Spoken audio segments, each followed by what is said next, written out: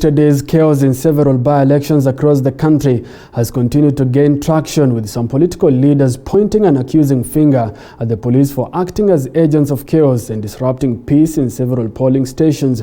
But Interior Cabinet Secretary Dr. Fred Matiang'i has warned politicians against inciting their supporters against each other as the country prepares for next year's general election.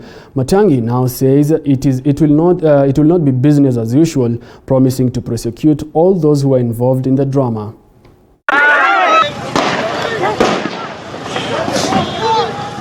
With just a few months to next year's general election, amid heated political contestations in the country, Thursday's chaotic by-elections in Matiang'i and Kabuchai constituencies and London and Kiamokama wards has raised eyebrows, the conduct of most political leaders during the by-elections being questioned. What has he done? Interior Cabinet Secretary Dr. Fred Matiang'i has warned the political class against inciting their supporters, promising to take action against those involved in castigating violence in Thursday's by-election. We have a group of leaders who, for some reason, believe that violence is the way you acquire prominence and is the way you acquire dominance.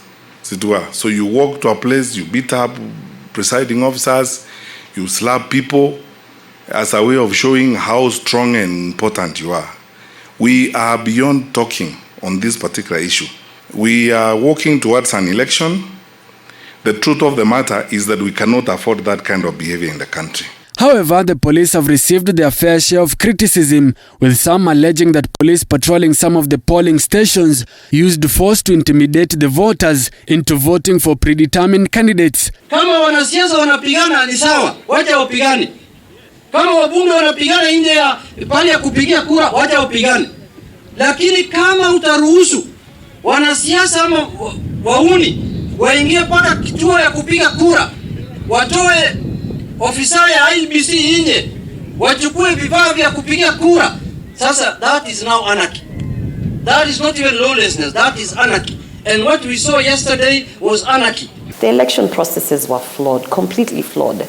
We had a lot of malpractices. We had a lot of intimidation of the voters by the police force. We actually had a situation where one of the aspirants was arrested before he could even cast his own vote. In Matiang'i constituency, ODM and ANC supporters clashed over allegations of voter bribery as former Sports Cabinet Secretary Rashid Echesa was caught on camera assaulting an IEBC official. Echesa has since been arrested.